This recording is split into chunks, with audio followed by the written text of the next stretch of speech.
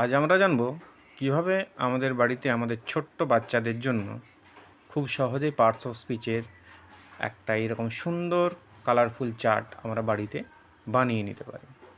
দেখুন, parts of স্পিচের এইরকম একটা তালিকা কালারফুল কাগজ দিয়ে সুন্দরভাবে আমরা মাল্টি কালার কাগজ আগেই আমরা বাজার থেকে কিনে নিয়ে আসব।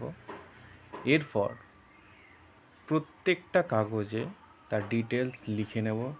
লিখে নেওয়ার পর এইভাবে one by one noun, pronoun, verb, adverb, adjective এভাবে আমরা লাগাতে থাকব।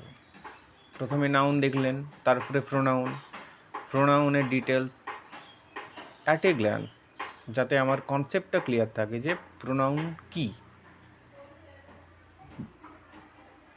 এরপর দেখুন অ্যাডজেক্টিভ, একই রকমভাবে লেখা আছে।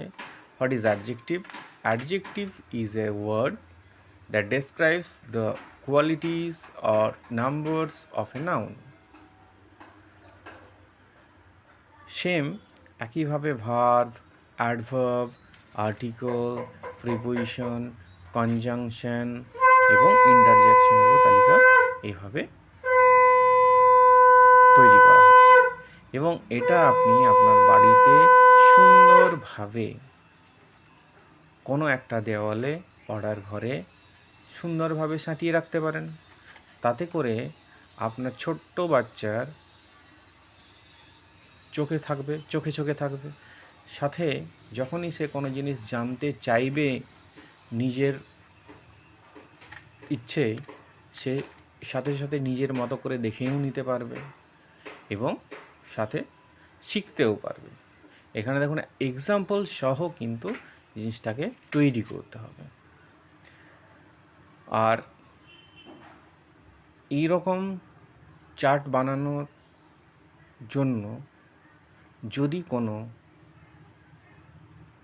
সাহায্য বা কোনো রকমের কোনো পরামর্শ প্রয়োজন পড়ে, তাহলে আপনারা অবশ্যই কমেন্ট বক্সে লিখে জানাবেন।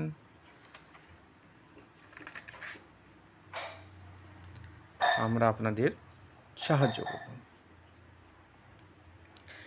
আর কোথাও গিয়ে কারো ভালো লেগে থাকলে অবশ্যই আমাদের চ্যানেলটিকে সাবস্ক্রাইব করে দেবেন এবং লাইক বাটনে প্রেস করে দেবেন।